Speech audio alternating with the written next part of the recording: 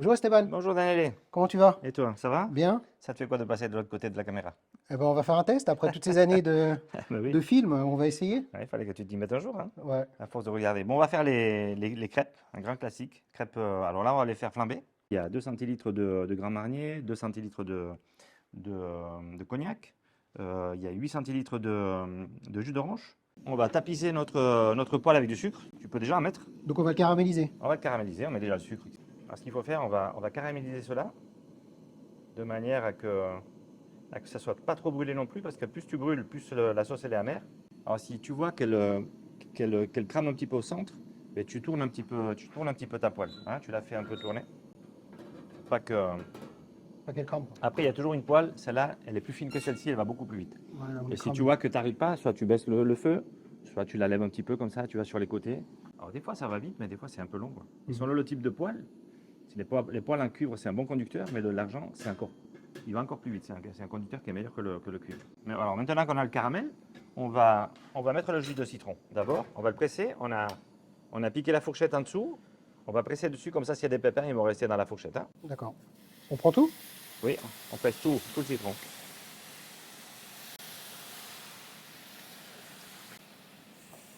Le jus d'orange aussi. Voilà. Et on va laisser le sucre fondre.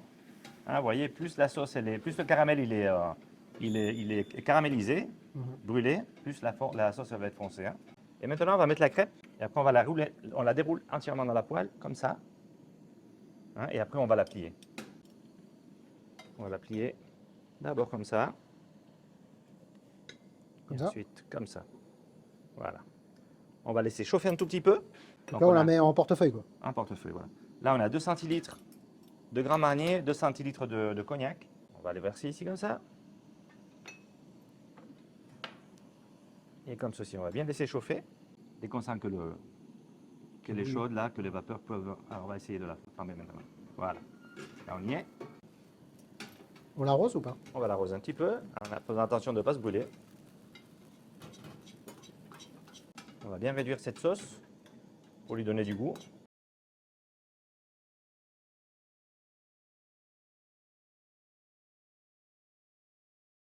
On va laisser encore la sauce réduire un tout petit peu.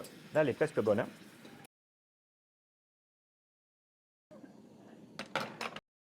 On va verser la sauce. On va napper notre crêpe avec la sauce. On peut en mettre autour aussi s'il faut.